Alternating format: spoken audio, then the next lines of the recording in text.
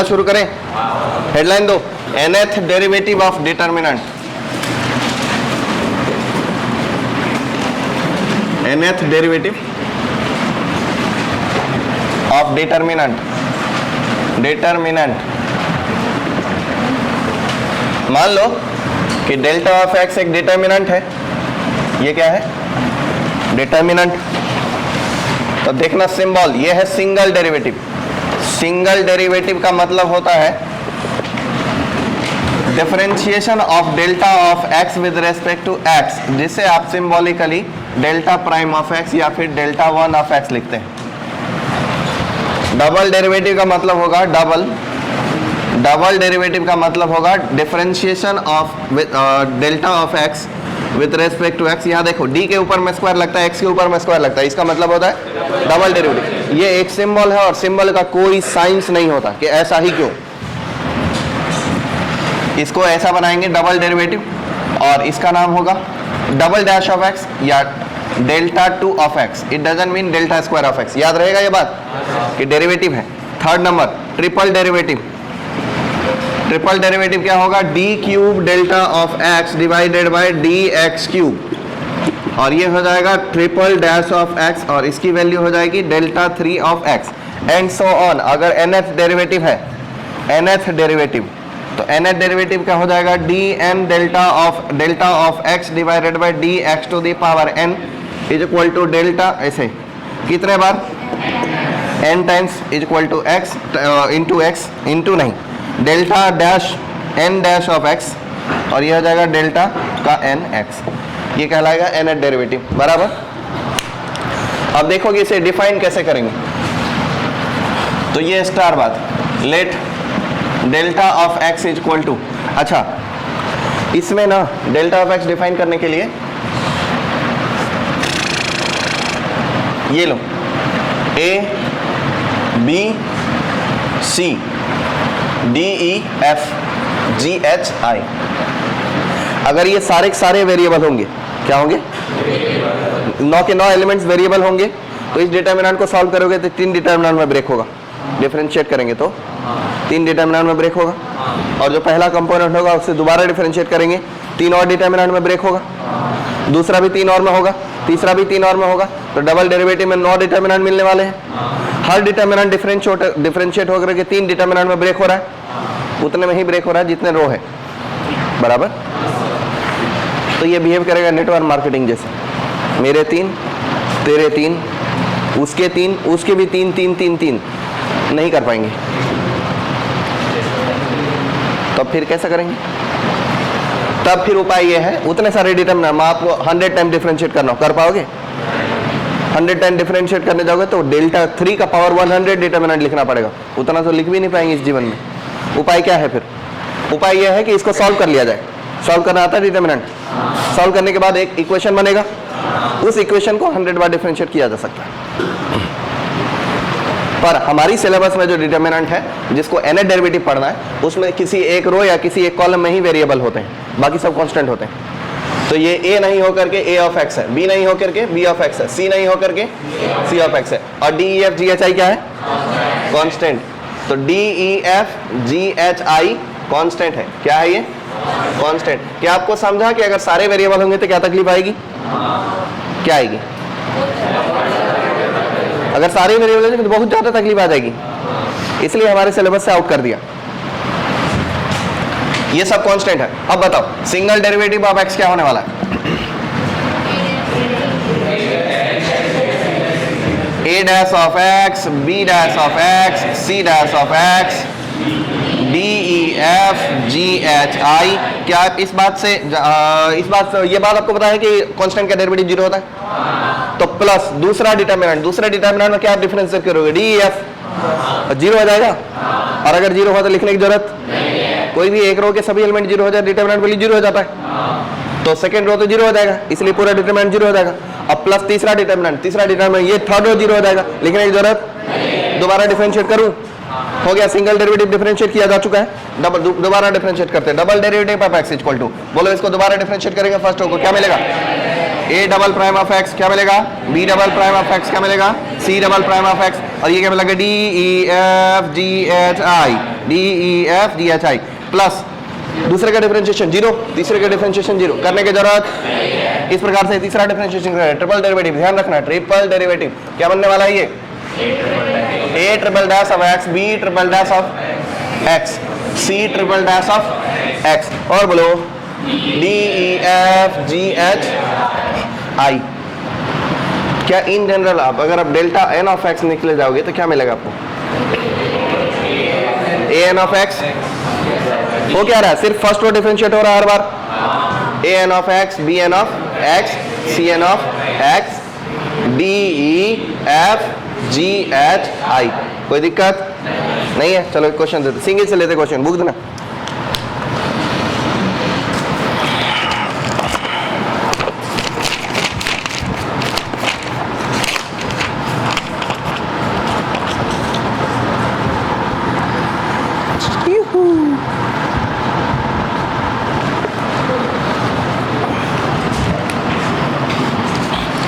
देखो f of x is determinant, elements है x to the power n, n factorial 2 cos x cos n pi by 2 और sin x sin n pi by 2। ये question बेकार है, एक ही question लूंगा तो ये नहीं लूंगा, कुछ और लेता हूं।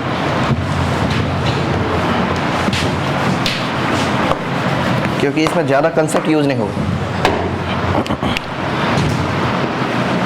sin x cos x sin x, ध्यान रखना इसमें 1 2 3 2 3 1 ये डिटर्मिनेंट हो चुका है। सेकंड रो थर्ड रो क्या होना चाहिए, कांस्टेंट होना चाहिए, फर्स्ट रो वेरिएबल होना चाहिए। किसी एक ही रो या एक ही कॉलम में फंक्शन हो सकता है, बाकी सबको कांस्टेंट होना पड़ेगा। ओके अब देखो डिफरेंशिएट करो, सिंगल डेरिवेटिव। अब आपको ये पता लगाना है then f100 of x at x equal to pi by 2। 100 बार डिफरेंशिएट करना पड़ेगा। कैसे करोगे, इसको करोगे तो देख लो पहली पार्ट, मान लो a equal to sine x function है, सिंगल डेरिवेटिव निकालो क्या मिलेगा, डबल डेरिवेटिव निकालो क्या मिलेगा, माइनस साइन, ट्रिपल डेरिवेटिव निकालो क्या मिलेगा, चौथा डेरिवेटिव निकालो क्या मिलेगा, साइन एक्स मिलेगा। पांचवा क्या ये पेरियोडिक है, पेरियोडिसिटी का पैटर्न तो जानते होंगे, तो A100 क्या मिलने वाला है, साइन एक्स ही मिलने वाला है। अरे जब भी 4 का मल्टीपल आएगा साइन एक्स आएगा, 4 के मल्टीपल से 1 जा रहा कॉस एक्स, 4 के मल्टीपल से 2 जा रहा माइनस साइन, 4 के मल्टीपल 3 जा रहा, 4 का मल्टीपल तो 100 4 का मल्टीपल है क्या, तो A100 क्या आएगा, साइन एक्स आ जाएगा। इसी प्रकार से B मान लो cos x, क्या मान लोगे cos x, single derivative minus sine x, double derivative minus triple derivative, चौथा डेरिवेटिव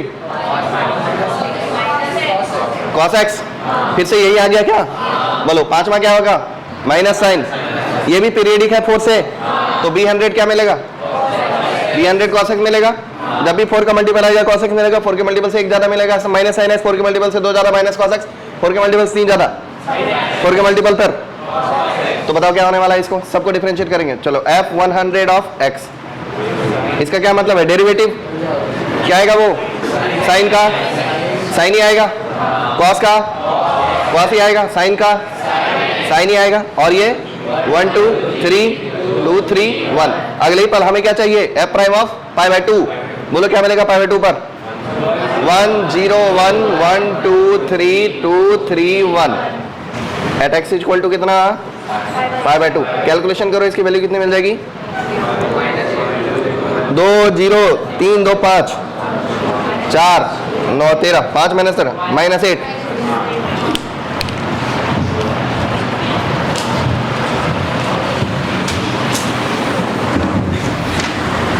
क्या ये बहुत तेज हो गया, ठीक है।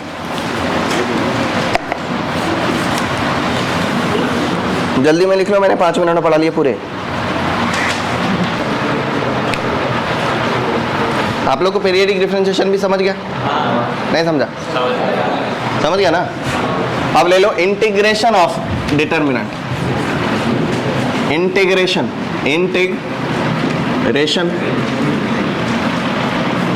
Of determinant. इंटीग्रेट भी आप तभी कर पाएंगे जब किसी एक ही रो या किसी एक ही कॉलम में वेरिएबल फंक्शन हो और बाकी सब कांस्टेंट होना चाहिए। क्या होना चाहिए?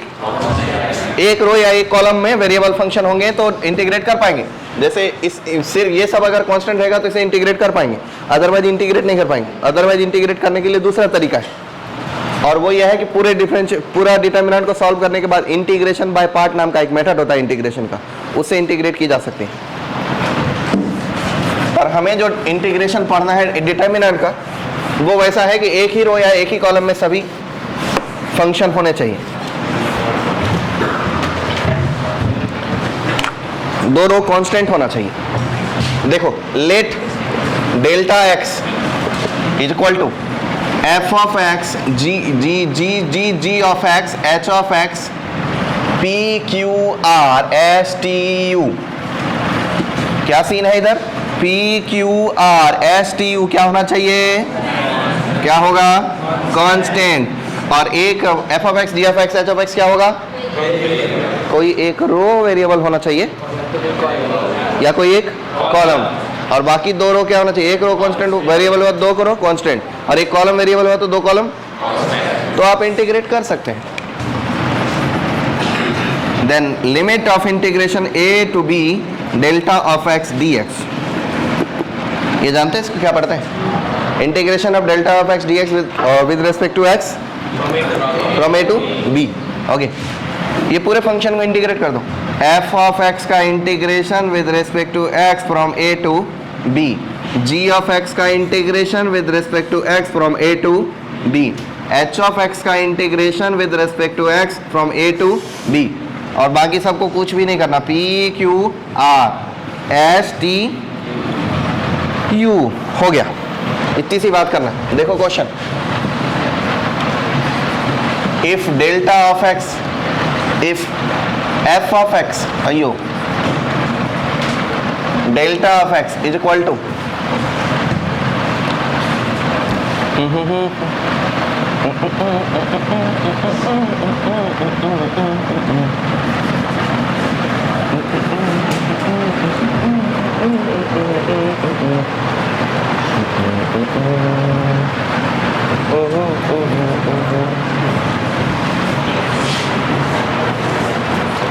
देन डेल्टा ऑफ एक्स का इंटीग्रेशन फ्रॉम 0 to 1।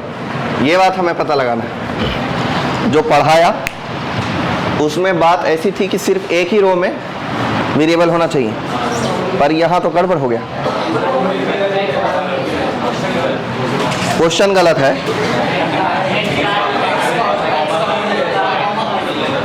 ये अलग सा है, 10th क्लास तक चलता था बाबा ये कि सर क्वेश्चन ही गलत है। क्या करेंगे जी? कॉलम 2 से कॉमन लेंगे, रो 1 में मल्टीप्लाई कर देंगे, गायब हो जाएगा एक्स। खलनायक, क्या ये बात लिखने का जरूरत है? Taking x common from column 2 and multiplying in column row 1। जरूरत है तभी लिखेंगे हम। डेल्टा ऑफ एक्स, बोलो क्या होगा? इससे एक्स कॉमन लिया, साइन एक्स हो जाएगा।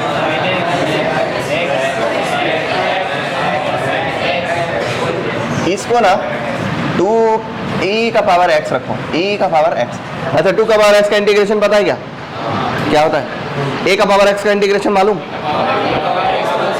a का power x by log a है साइन। अच्छा, e का पावर x रखो, e का पावर x का इंटीग्रेशन क्या हो जाएगा? और x मल्टीप्लाई कर देंगे तो क्या हो जाएगा? e का पावर x, इसमें x मल्टीप्लाई करोगे x स्क्वायर, इसमें x मल्टीप्लाई करोगे, पर उसमें x मल्टीप्लाई होगा कैसे?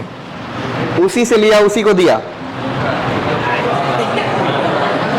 कॉलम 2 से लिया था ना, उसको दे भी दिया, तो कोई चेंज होगा? ये मिलेगा 1 2 1 3 4 2। अब हमें क्या करना है? इंटीग्रेट। कहाँ से कहाँ तक? 0 to 1।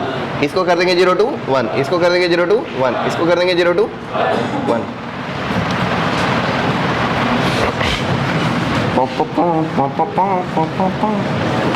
ये क्या मिल जाएगा, ई का पावर एक्स का इंटीग्रेशन होता है ई का पावर एक्स, ये मिल जाएगा ई का पावर एक्स 0 से 1 तक क्या मिलेगा ई माइनस 1, ई माइनस 1 मिलेगा, ई माइनस 1 ये वाला एलिमेंट वो एक्स स्क्वायर बाई 2 होता है, तो एक्स स्क्वायर बाई 2 में 1 क्या मिलेगा 1/2, ये एक्स क्यूब बाई 3 1/3 के 1/4 1/4 और ये 1 और ये 2 और ये 1 और ये 4 2 बराबर। चलो इसको आगे लिख सकते हो E1 3 1/2 2 4 1/4 1 2 प्लस -1 0 0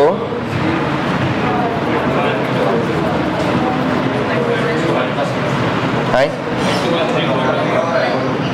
1/2 तो यूज कर लिया ना उधर, हाँ तो 0 0 1 2 1 3 4 1 सॉल्व कर सकते हो।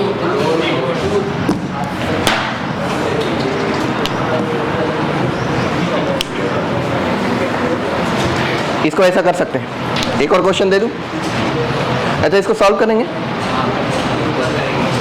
आप करेंगे मैं नहीं, इसको आपने सॉल्व करना है, या तो इसी को सॉल्व कर लो। एक और क्वेश्चन दे देता हूं,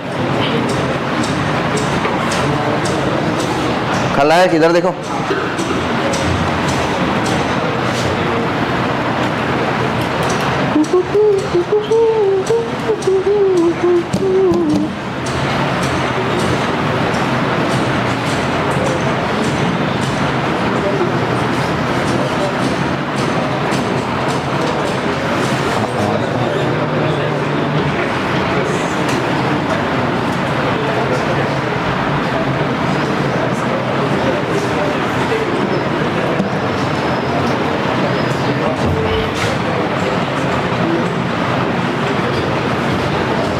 पता करो क्या करोगे इसमें,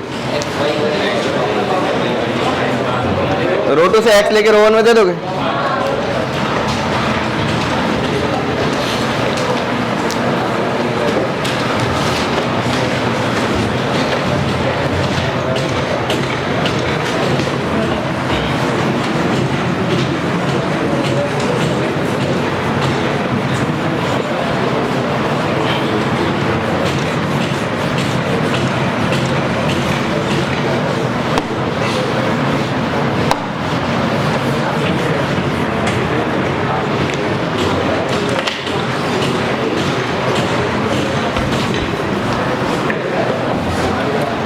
हुआ क्या,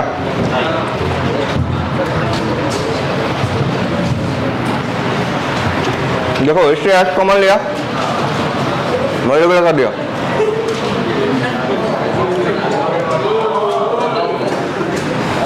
चल जाएगा ये,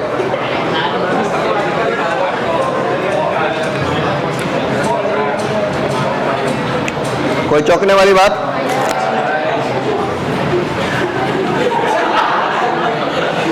गाजर है ये, गुटखा नहीं।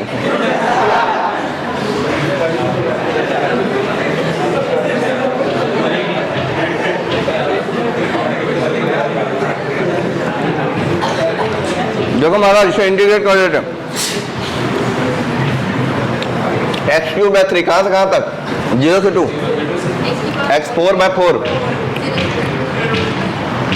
और ये 4x हो जाएगा 0 से 2 और नीचे वाला सेम रहेगा 4 3 -1 1 2 7 देख लो 0 से 2 डेल्टा ऑफ एक्स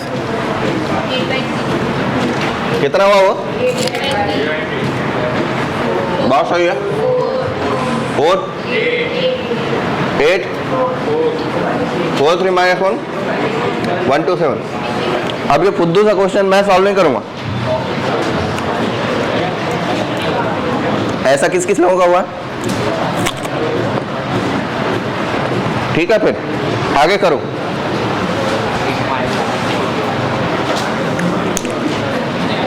आया आंसर कितना,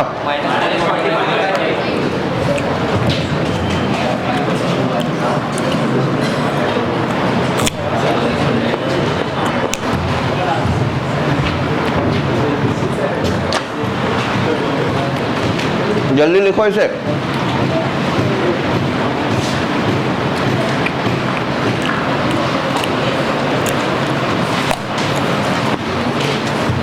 भूल रहे ना पुस्तक।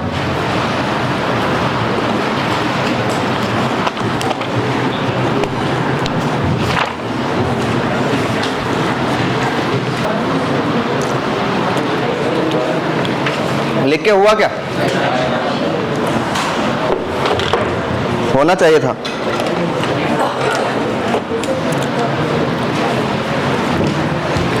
Last topic product of determinant, वो आता है आपको?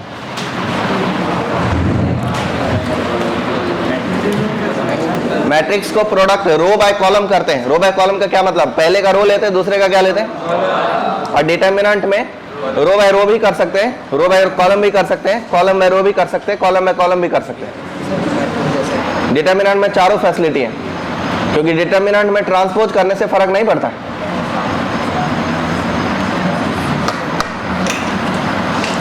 तो इसलिए डिटर्मिनेंट में चारों फैसिलिटी है। रो बाय रो करो, कॉलम बाय कॉलम करो, कॉलम बाय रो करो, रो बाय कॉलम करो, जैसे करना है वैसे करो। तो अब आपको आ गया डिटर्मिनेंट का प्रोडक्ट। इतनी सी बात थी।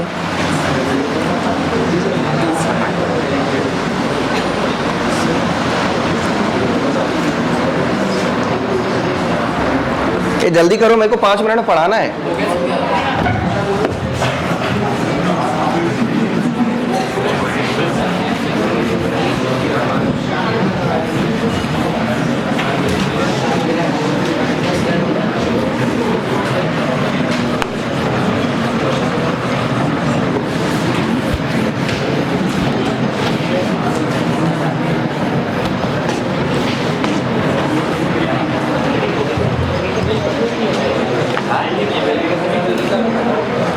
देखो सुनो ध्यान से, product of determinant, product of determinant. Determinant में आप चारों तरीके से प्रोडक्ट कर सकते हैं। मैट्रिक्स में आप सिर्फ रो बाय कॉलम प्रोडक्ट करते हैं, याद है कि नहीं? डिटर्मिनेंट में रो बाय रो कर सकते हैं, रो बाय कॉलम कर सकते हैं, कॉलम में रो कर सकते हैं, कॉलम में कॉलम कर सकते हैं। कारण क्या है कि ट्रांसपोज लेने से रो कॉलम कॉलम रो बन जाता है, और ट्रांसपोज लेने से डिटर्मिनेंट नहीं बदलता। इसलिए इसमें कुछ भी कर सकते हो, row by row, column column, column row, row column, सब। तो लेट ए एक डिटर्मिनेंट है जिसके हैं A1, B1, C1, A2, B2, C2, A3, B3, C3 and X एक डिटर्मिनेंट है जिसके हैं X1, Y1, Z1, X2, Y2, Z2, X3, Y3, Z3। दोनों क्या करना है? क्या करना है?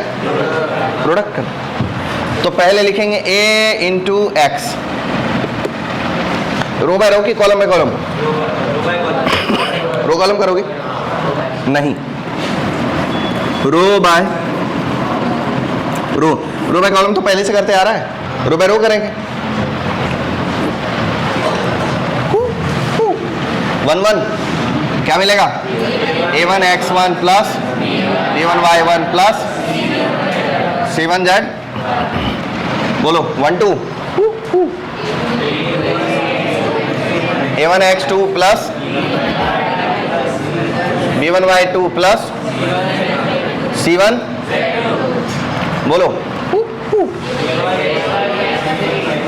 A1 X3 plus B1 Y3 plus C1 Z3, बरोबर। दूसरा बोलो A2 X1 B2 Y1 C2 Z1, बोलो A2 X2 B2 Y2 C2 Z2, बोलो A2 X3 B2 Y3 C2 Z3, बोलो A3 X1 B3 Y1 C3 Z1, बोलो A3 X2 B3 Y2 C3 Z2, बोलो A3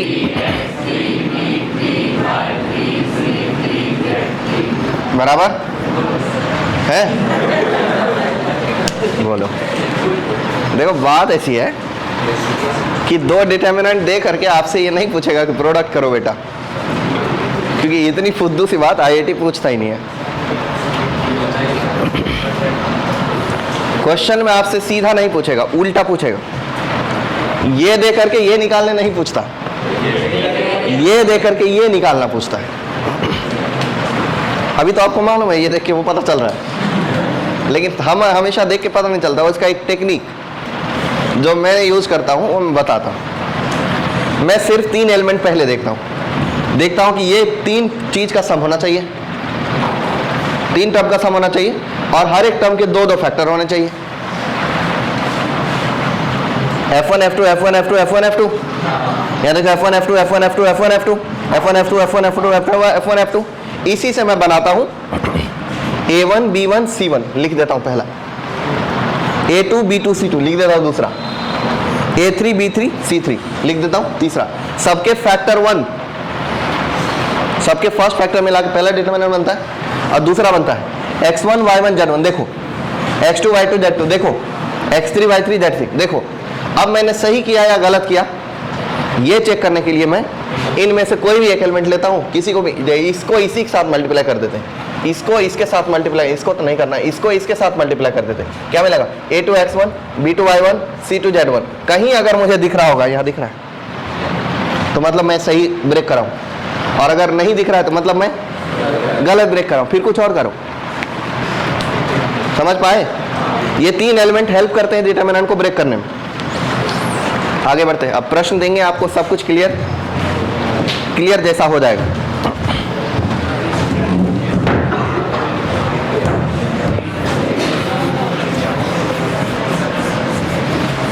क्योंकि determinant को break करना एक बुद्धि वाला काम है।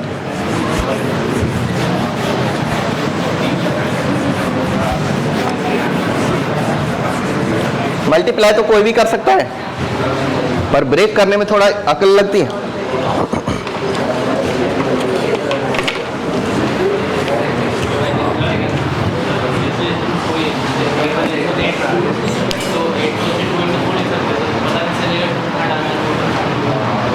मैं दोबारा बोलो। हाँ 8, अच्छा 8 रहा तो 2 4 भी हो सकता है, 1 8 भी हो सकता है। हाँ ये बात कैसे पता चलेगा? नहीं पता चलेगा। इसीलिए तो मैंने बोला कि इसे ब्रेक करने का दिमाग थोड़ा ज़्यादा लगता है।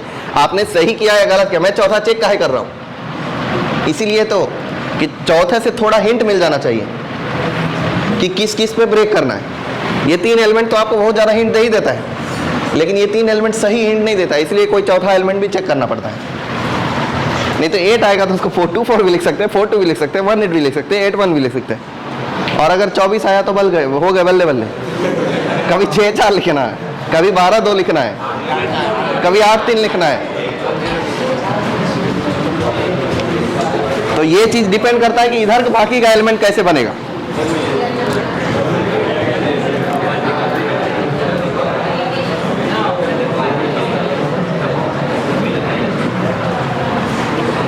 शो दैट डेल्टा, देखो भाइयों, a square plus b square plus c square, bc plus ca plus ab, bcca ab, bcca ab,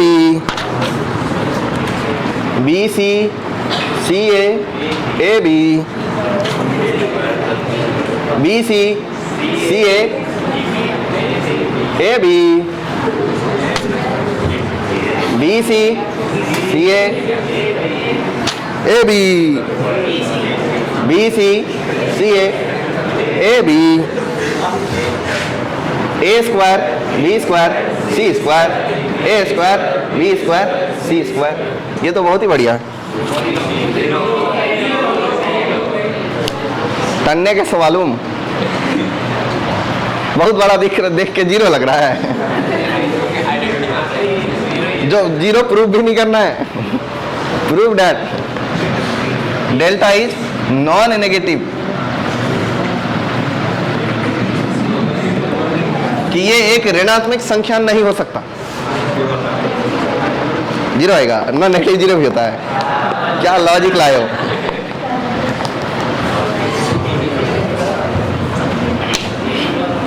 देखो इसको ब्रेकेंगे, दो डिटर्मिनेंट पे ब्रेकेंगे।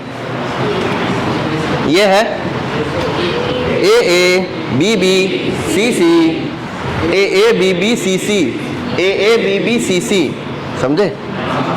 एक पल के लिए मैं चेक करके देखता हूँ इसको, इसका ए, इसका बी, इसका सी, इसका ए, इसका बी, इसका सी।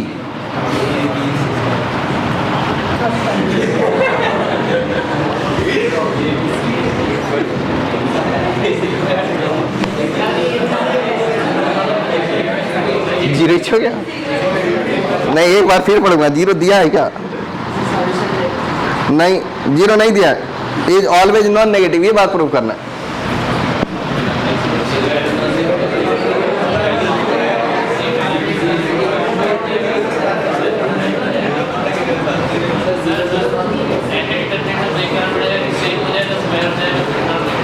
हाँ, ऐसे डिटरमिनेंट पे ब्रेक करना पड़ेगा तो दोनों सेम हो जाए, स्क्वायर हो जाएगा तो नॉन नेगेटिव हो जाएगा। मतलब दो डिटरमिनेंट पे ब्रेक करना है, दोनों इक्वल होना चाहिए। A b c. अब मामला ये है कि a square b square c square, इसको ऐसे ना लिख करके b square c square a square लिखते हैं, और इसको ऐसे ना लिख करके c square a square b square लिखते हैं। इससे ये हो जाएगा a b c A C a B. एक पल के लिए ए b c A C a B. अब ये सही कि गलत अल्लाह जाने।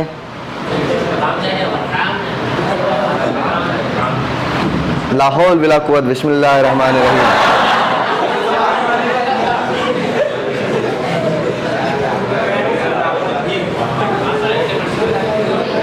देखो ए square b square c square, okay.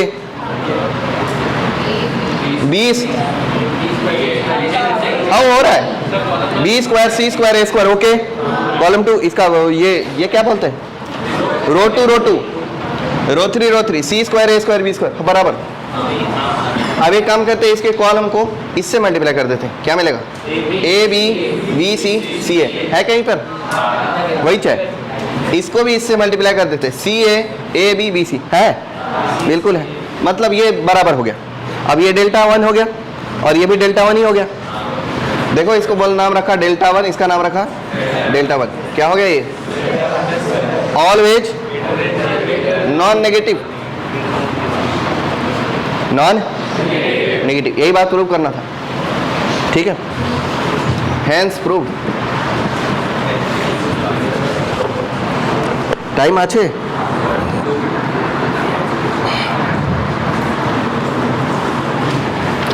Question में है फैक्टो राइज। राइज का स्पेलिंग है या नहीं होता, ऐसी।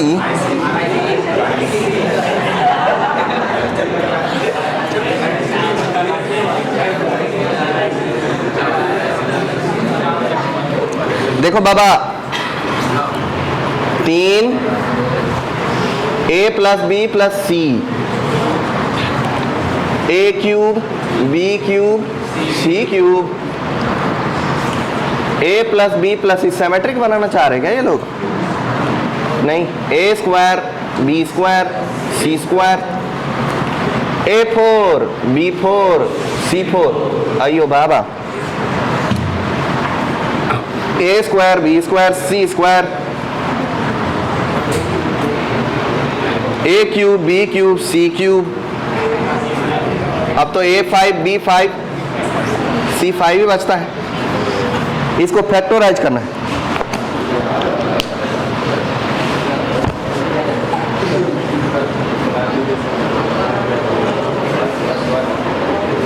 ये 3 नहीं है, 1 + 1 + 1 है, 1 + 1 + 1 है।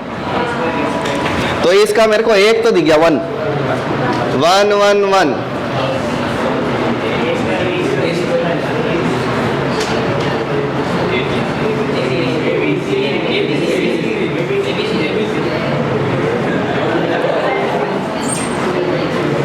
ए बी सी इसको भी 1 1 1 करते, इस 3 तो मिल जाएगा। A b c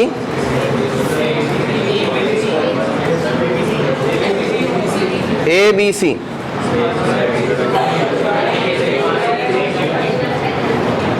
a square b square c square, एक पल के लिए ये तो बन रहा है। आप कोई और इसको इसके साथ मल्टीप्लाई कर दो, ए बी सी है, हाँ है, इसको इसके साथ मल्टीप्लाई कर दो, a square b square c square, बिल्कुल है। इसको इसके साथ तो किया ही है, a cube b cube c cube भी है, ये भी है, और 4 कैसे बनेगा, ये इसके साथ मिलके, बात सही है। ये दोनों स्टैंडर्ड डिटर्मिनेंट याद है ना, लिख देने का। इसमें क्या ए माइनस बी बी माइनस सी सी माइनस ए कॉमन आ जाता है, ए माइनस बी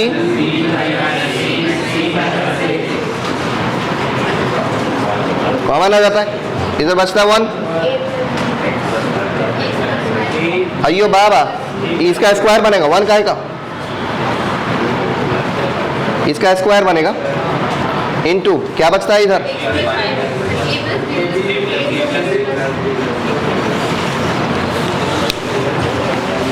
ऐसे ही ब्रेक हुआ है, हाँ ऐसे ही ब्रेक हुआ। तो ये लास्ट टॉपिक है, इसके बाद आपको सिंगेज का पूरा एक्सरसाइज है, होमवर्क, मॉड्यूल का पूरा एक्सरसाइज है, होमवर्क, डीपीपी की पूरी एक्सरसाइज, होमवर्क, पीवाईक्यू पूरा है, होमवर्क।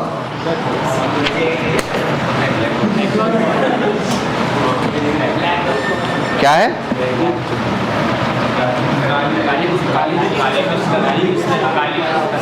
अच्छा काली ब्लैक बुक, वो भी है होमवर्क।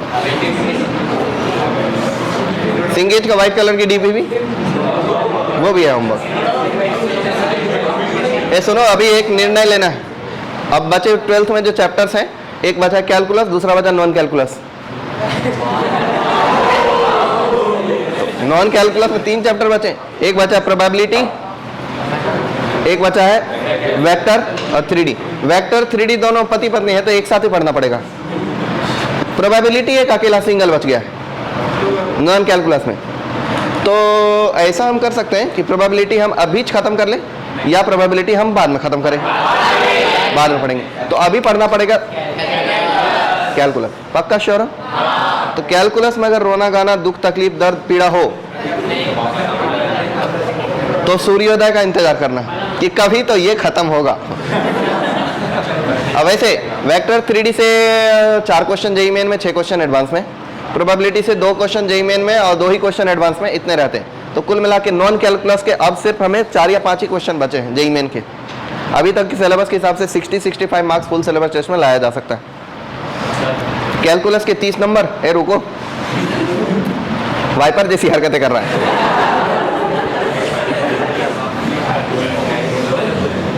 सब सुन रहा है, इसे छापना है। कैलकुलस के 30 क्वेश्चन, 30 मार्क्स के क्वेश्चन आते हैं, 30-35 मार्क्स के क्वेश्चन आते हैं, वो बचा हुआ है। और वेक्टर 3D के बचे हुए, मतलब 55-60 मार्क्स तक अभी ला सकते हैं। तो 11th में जितना चैप्टर पढ़ा, प्रैक्टिकली यही चैप्टर आपका मित्र है, सहयोगी है, ये आपकी हेल्प करेगा। कैलकुलस तो क्या करेगा राम जाने। इट डिपेंड्स कि आप कैलकुलस कैसे पढ़ते हो, क्योंकि कैलकुलस में जो पढ़ने वाला एफर्ट होता है वो बाकी सभी चीज़ के एफर्ट से ज़्यादा लगते हैं। और दूसरा बेनिफिट ये है कि कैलकुलस अगर आपको एक बार आया तो हमेशा आता है, एकदम श्योर सर्टेन। उसमें कुछ याद वाद नहीं करना रहता है, सब चीज़ें आप सोच सकते हैं। बस आपको एक बार पैटर्न समझ में आना चाहिए। अपने वो जो है ना, उनने बनाया कैलकुलस पूरा, न्यूटन ने। जब वो आदमी पूरा कैलकुलस सोच सकता है तो हम कम से कम समझ तो सकते ही हैं। तो कल से चैप्टर की शुरुआत होगी कैलकुलस की।